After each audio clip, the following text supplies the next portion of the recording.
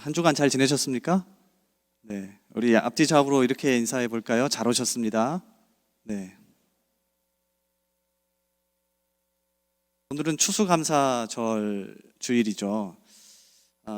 김도인 목사의 감사 인생이라고 하는 책에 보면 바벤바 부족의 이야기가 나옵니다. 처음 들어보셨을 거예요. 바벤바 부족의 이야기를 이렇게 소개하는데 한번 들어보십시오. 남아프리카 잠비아 북부 고산지대에 바벤바 부족이 살고 있다. 이 부족은 원색적인 부족 전통만을 고집한다. 하지만 발전된 어떤 나라들보다 사회적 범죄 행위가 거의 없기로 유명하다. 그 이유는 감사합니다라는 말 때문이다. 간혹 규범을 어긴 부족민이 생기면 바벤바 부족만의 특별한 재판이 열린다.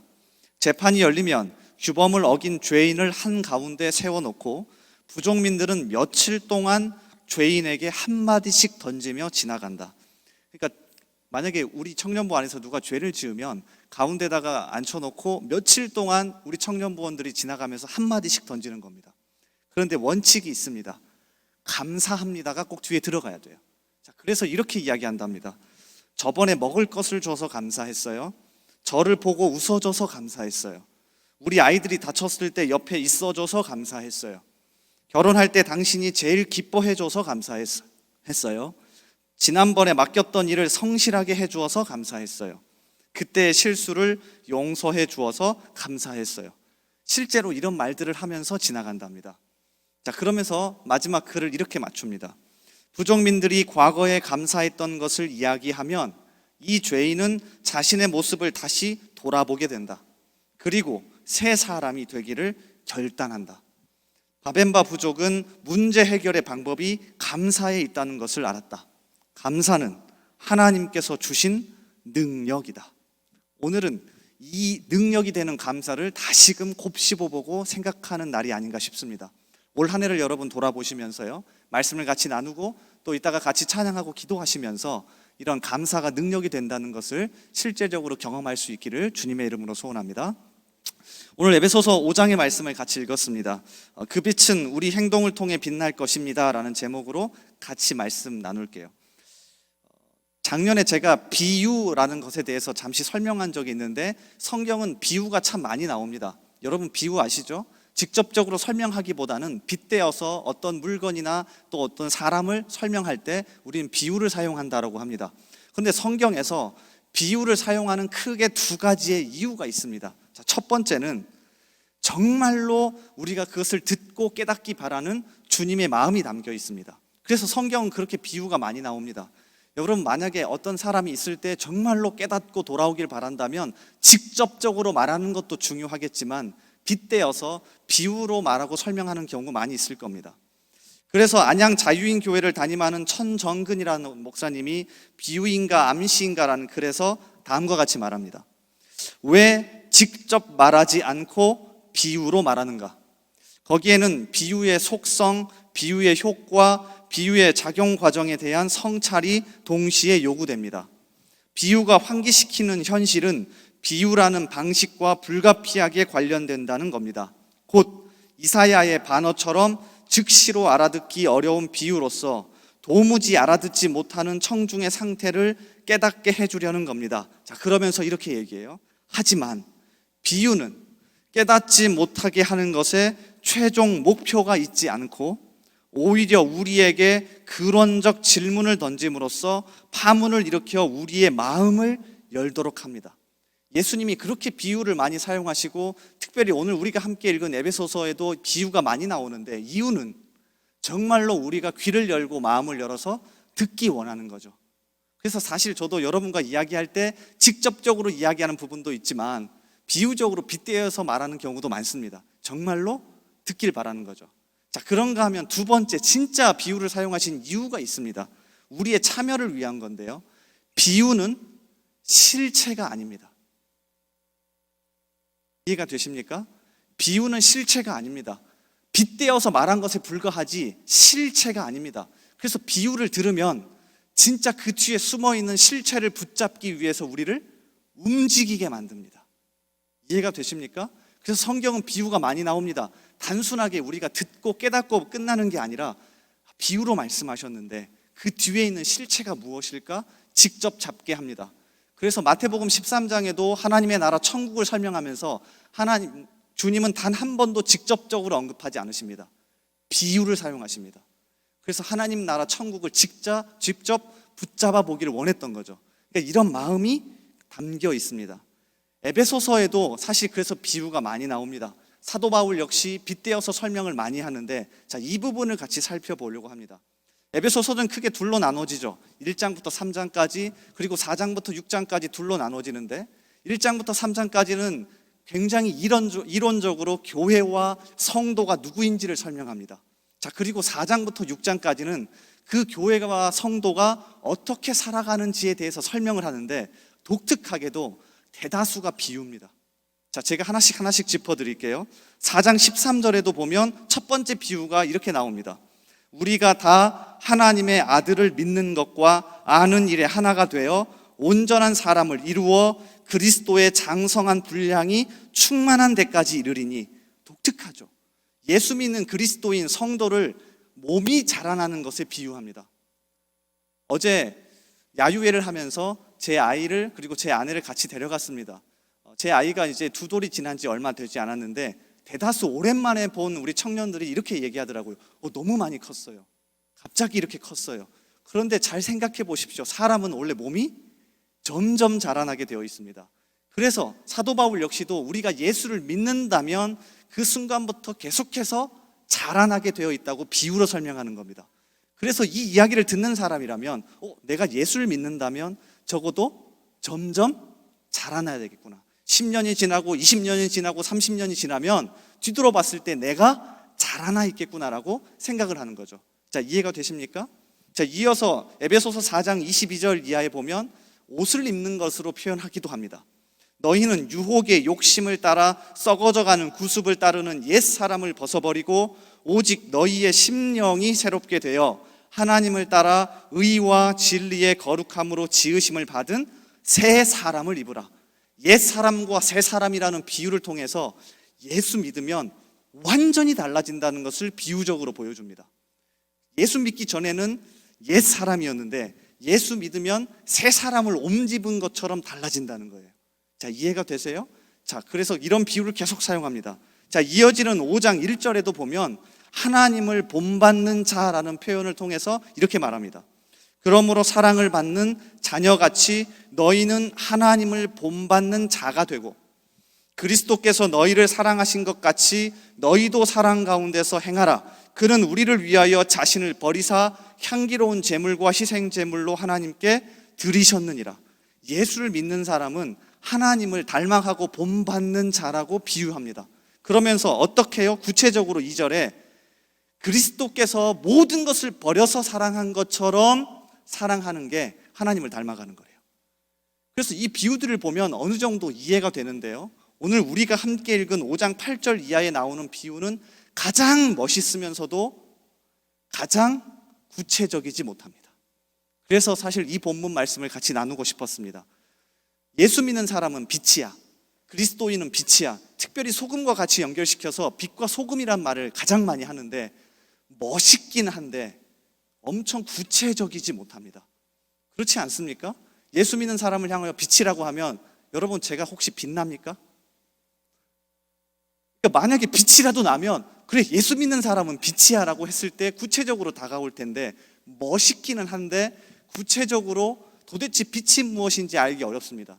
그래서 말씀을 찾다가 예수 믿는 사람을 빛으로 비유한 것 중에서 가장 자세하고 가장 길게 설명되어져 있는 본문이 바로 오늘 말씀입니다.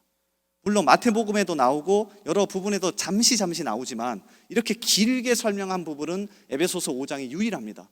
그래서 이 부분을 가지고 오늘 크게 3가지로 살펴볼 겁니다.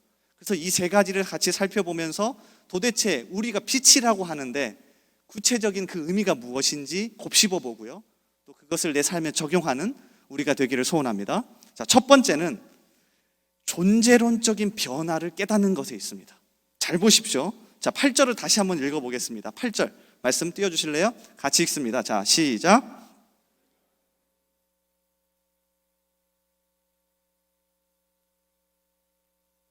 자, 보세요. 너희가 전에는 어둠이더니 이제는 주 안에서 빛이라 빛의 자녀들처럼 행하라. 8절에서 우리를 빛이라고 소개하면서 잘 보시면 가장 첫 번째로 접근하는 게 뭐냐면 어둠과 대조시키고 있습니다. 잘 보이시나요? 전에는 어둠이었는데 이제는 빛이래요. 빛과 어둠은 존재론적으로 다릅니다. 본질적으로 다릅니다. 그래서 첫 번째로 이걸 심어주고 싶었던 겁니다. 너희가 빛이야. 예수 믿으면 빛이야. 이 얘기는 단순하게 밝아진다, 너희가 멋진 빛이다, 이 얘기가 아니라 원래는 어둠의 자녀, 사망의 자녀, 어둠이었는데 존재론적으로 예수를 믿는 순간 완전히 변했다. 자, 이 사실을 보여주고 싶었던 거예요. 그런데 대다수의 많은 그리스도인들이 내가 예수를 믿는다고 고백하면서도 이 본질적이고 존재론적으로 완전히 변했다는 사실, 그러니까 정체성을 모릅니다. 여기에 우리의 어려움이 있어요. 김현회라고 하는 목사님이 계십니다. 미주 코스타 강사로 아주 유명한데 이분이 참된 복, 존재의 변화, 진짜 기독교라고 하는 책을 썼습니다. 이 책은 사실 미주 코스타에서 강의했던 내용을 엮은 책인데 평생 살아가면서 그리스도인들이, 특별히 청년들이 정말 품고 살았으면 좋겠다고 하는 말씀을 나눴습니다. 그런데 바로 오늘 본문이었습니다. 자, 그러면서 이렇게 소개합니다.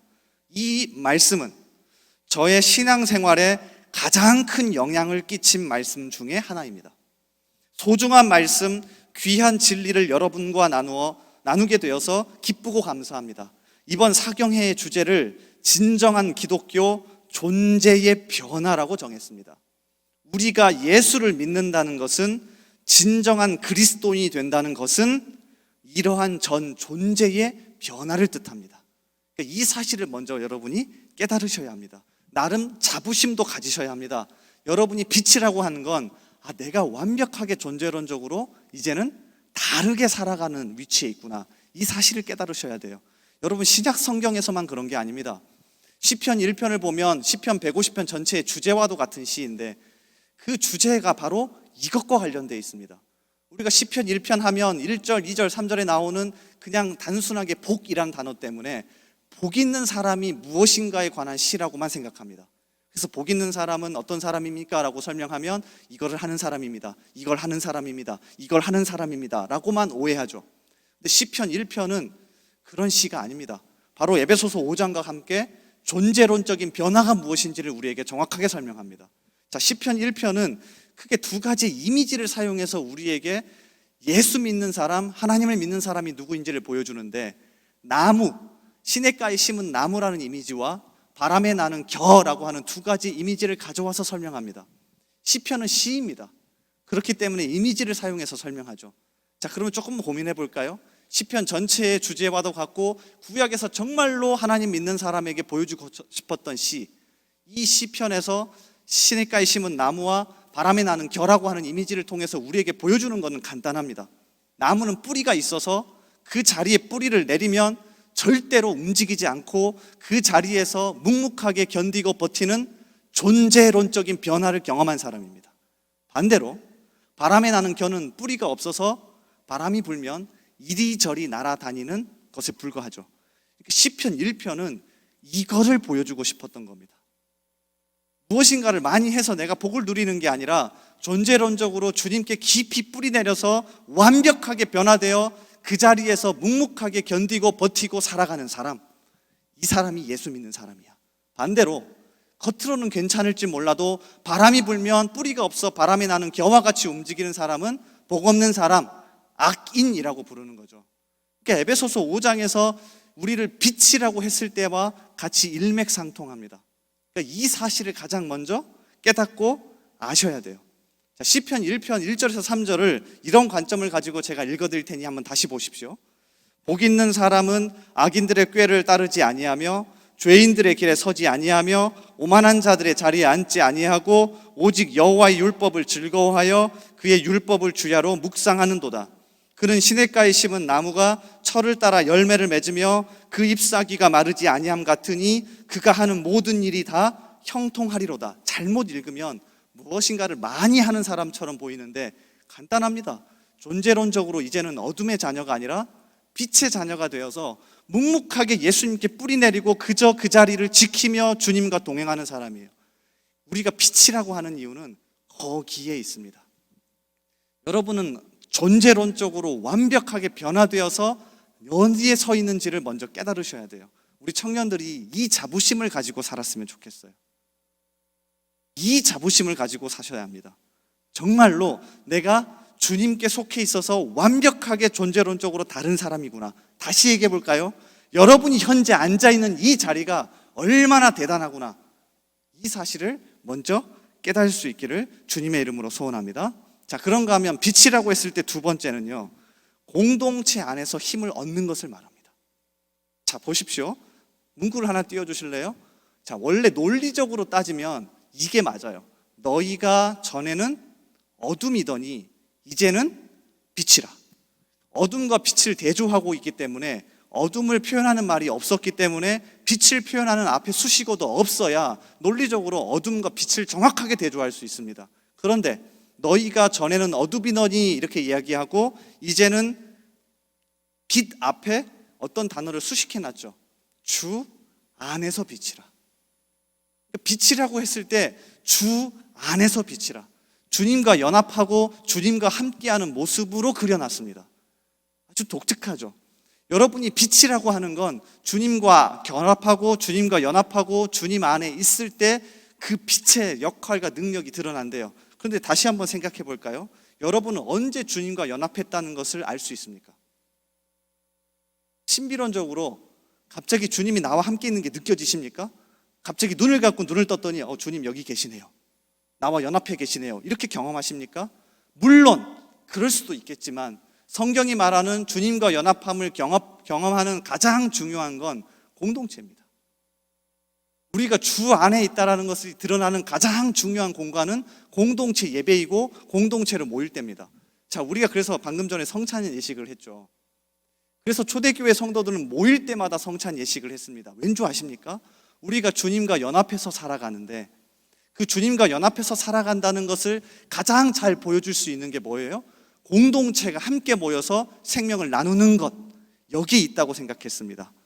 사실 이걸 가장 잘 설명하는 게 에베소서입니다. 에베소서 2장의 말씀 한번 띄워주실래요? 20절부터 21절, 22절. 제가 새가족 교육을 할 때 마지막 4주차 교육에 무조건 인용하는 말씀입니다. 우리 한번 같이 읽어볼게요. 자, 20절부터 22절입니다. 자, 시작.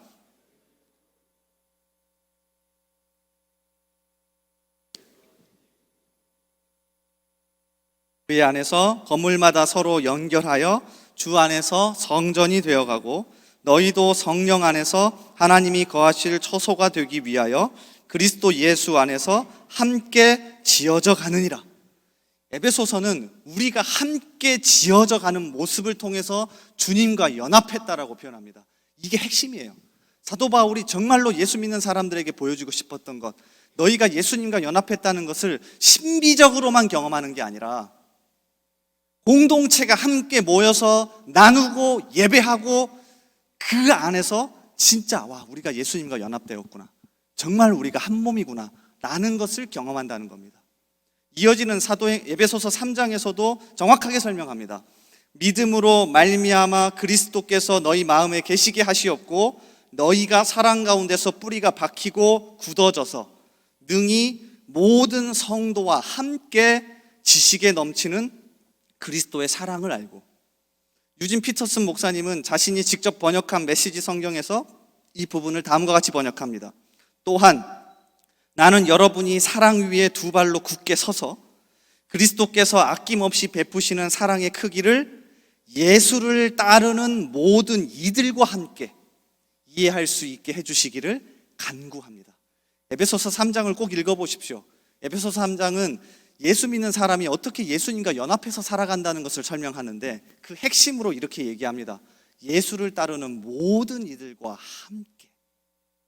우리가 함께 모여 있을 때 옆에 있는 성도를 지체를 챙기고 함께 예배하고 함께 삶을 나눌 때 그 안에서 우리가 주님과 연합했다는 것을 경험한다는 거예요. 이해가 되십니까? 그 모습을 깨닫고 붙잡으셔야 합니다. 물론 올 한 해 우리가 소모임, 소그룹을 목장 모임을 하지 못했습니다. 그래서 어쩌면 이 부분이 많이 약화되어 버렸는지도 몰라요. 그런데 그래서 저는 여기에 소망이 있고 힘이 있다고 생각합니다. 만약에 대예배만 모여서도 아무 문제가 없다면 우리는 그냥 대회로 모여서 흩어지면 됩니다. 그런데 소그룹 모임을 하지 못했다는 것 때문에 어려움이 있고 뭔가 깨어짐이 있다면 그 부분이 진짜 중요하구나. 그것이 진짜 우리가 예수 안에서 하나가 된다는 것을 경험할 수 있는 장이구나 하는 게 드러났다고 생각합니다. 그래서 내년에는 정말로 이 부분을 우리가 더 몸부림쳐 봅시다. 물론 많은 걱정들이 있습니다. 목사님 코로나인데요. 밥도 같이 먹으면 안 되고요. 같이 모일 수 없는데요. 무조건 하자는 얘기가 아닙니다. 이 원리를 알고 그래도 할 수 있는 방법을 찾고 모이고 나누고 경험하고 같이 해보자는 겁니다. 그래서 우리가 진짜 빛이구나, 주님 안에 있구나, 이 사실을 경험할 수 있기를 원합니다. 조금 더 얘기를 해볼까요? 로버트 뱅크스라고 하는 호주 출신의 아주 유명한 신약학자가 있는데 이분이 1세기 교회 예배 이야기라고 하는 아주 짤막한 소책자 하나를 썼습니다. 여기에 1세기 초대교회 성도들의 예배를 소개하는데 핵심으로 설명하는 게 바로 성찬입니다. 자, 들어보십시오. 아굴라가 계속 말을 이었다. 아굴라 기억나시나요? 브리스길라와 아굴라가 실제 이 책에 등장합니다. 그러니까 각색한 거죠. 아굴라가 계속 말을 이었다. 그분은 우리를 위해 자신을 희생제물로 드리시기 직전에 제자들과 더불어 우리가 지금 하는 것과 마찬가지로 식사하셨습니다. 식사 중에 그들에게 빵을 나눠주시며 그것이 자신을 나타내는 것이라고 하셨습니다. 몸이 살려면 빵이 필요하듯 참 생명을 경험하려면 더욱 그분이 필요합니다. 그러므로 우리 역시 이를 행합니다. 이는 바로 그분이 우리가 계속 함께 먹기를 바라시기 때문이고 오늘 우리가 함께 모인 이유입니다. 아굴라가 말을 이었다. 그분은 육체로는 이 방에 우리와 함께 계시지 않지만 분명 우리 가운데 계십니다.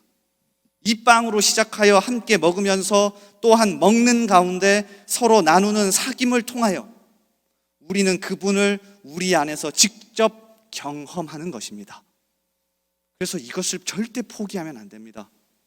어떻게 계속해서 이 사태가 흘러갈지는 모르겠지만 우리는 절대 마음속으로라도 이 부분을 포기하셔는 안 됩니다.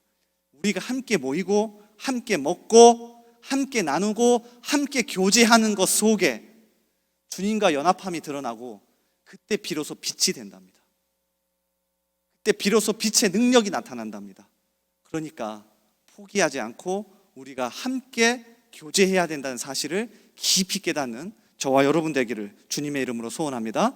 자, 그런가 하면 마지막 세 번째는요, 어쩌면 가장 중요한 것 중에 하나인데요. 첫 번째로 우리가 존재론적으로 완전히 다른 사람이라는 것을 깨달았습니다.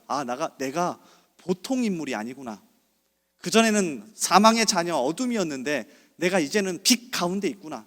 내가 존재론적으로 뭔가 하나님 앞에서 할 수 있는 존재가 되었구나 라는 걸 깨달았습니다. 그리고 두 번째로는요, 혼자 하지 않고 공동체 안에서 서로 교제하고 나누면서 주님이 우리 안에 계시는구나 하는 것을 경험했습니다. 자, 그리고 마지막 세 번째, 무엇을 했을 때 이 빛의 능력이 절대적으로 발휘될까요? 어떻게 발휘될까요?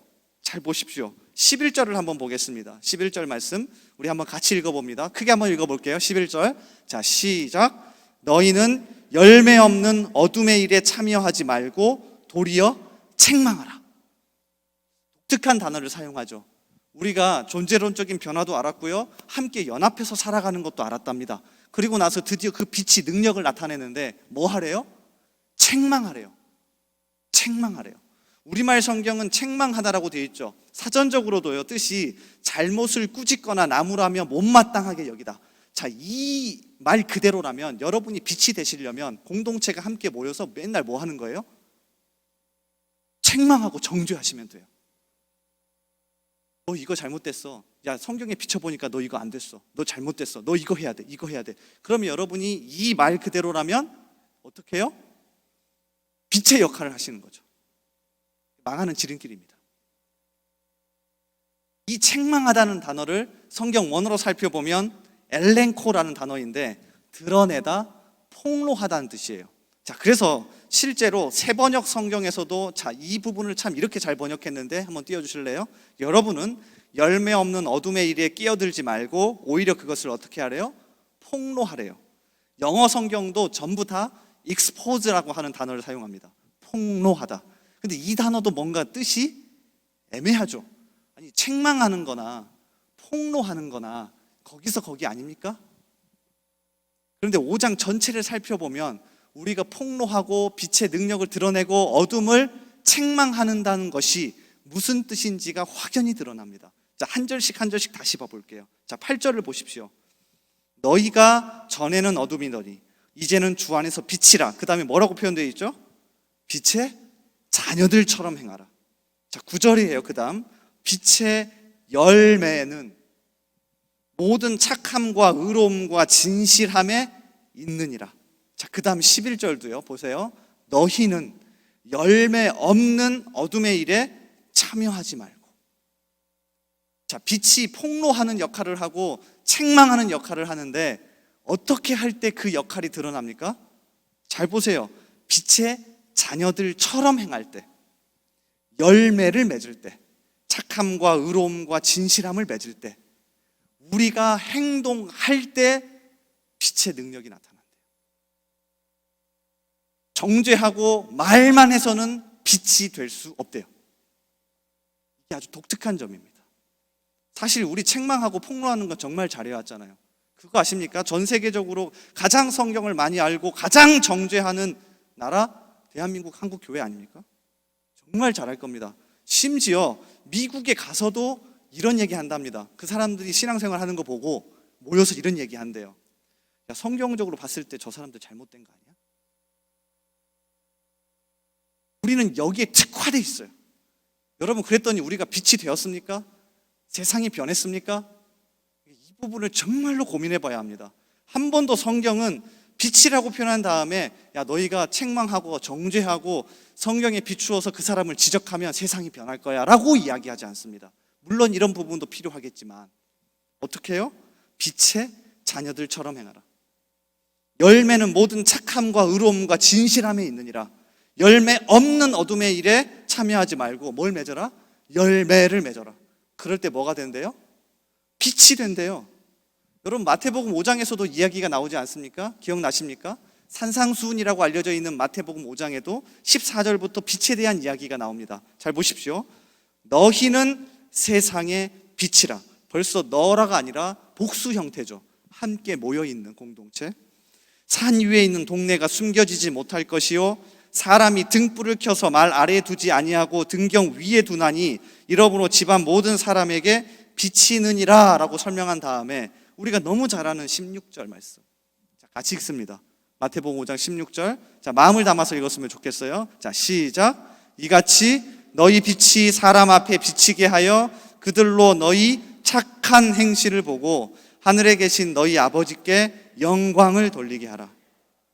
여러분, 이게 빛이 작동하는 원리 아닙니까? 가장 중요한 원리입니다. 존재론적인 변화도 알았고 함께 모이기는 했는데 그 안에서 내가 행동으로 열매를 맺지 못하면 우리는 빛을 나타낼 수 없고 작동시킬 수 없죠. 정말 소원하기는 이제 연말이 되어 가는데요. 내년이 또 새롭게 다가오는데요. 우리 청년부 안에 이러한 일들이 많아졌으면 좋겠습니다. 정죄하고 지적하고 책망하는 것만이 아니라 먼저 내 행동을 통해서 빛을 비출 수 있길 바랍니다. 그래서 진짜 제 생각은 여러분이 들어올 때 반짝반짝 빛났으면 좋겠어요. 주중에 너무나도 많은 열매를 맺어서 들어오면 그 빛이 가려지지 않는 거죠. 그런데 저를 포함해서 우리 모든 청년들이 들어올 때 너무 어두워요. 저를 포함해서. 그러니까 정말로 제가 소원하기는 이 빛에 작동하는 원리를 알아서 함께 나누고 함께 열매 맺어서 그 빛이 우리의 행동을 통해서 비추어질 수 있기를 원합니다. 마지막으로 필립 얀시의 글 하나를 읽고 설교를 마칠까 합니다. 사실 오늘 말씀의 제목입니다. 필립 얀시라고 하는 참 유명한 기독교 작가죠. 이분이 성경을 만나다라고 하는 책을 쓰셨는데 여기서 이렇게 이야기합니다. 우리는 빛의 자녀들이고 그 빛은 우리 행동을 통해 빛날 것입니다. 이렇게 살아가는 저와 여러분 되기를 주님의 이름으로 소원합니다. 우리 같이 찬양하며 또 기도의 자리로 나가길 원합니다. 우리 다 같이 한번 자리에서 일어나 보실래요? 일어나서 우리 찬양하며 또 기도할게요.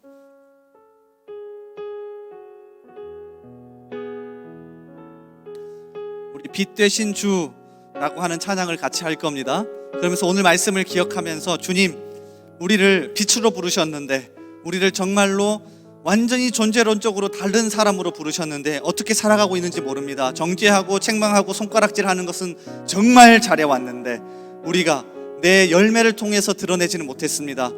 그런 마음을 가지고 같이 찬양하면서 주님 앞에 결단하며 나가길 원합니다. 우리 같이 찬양합니다.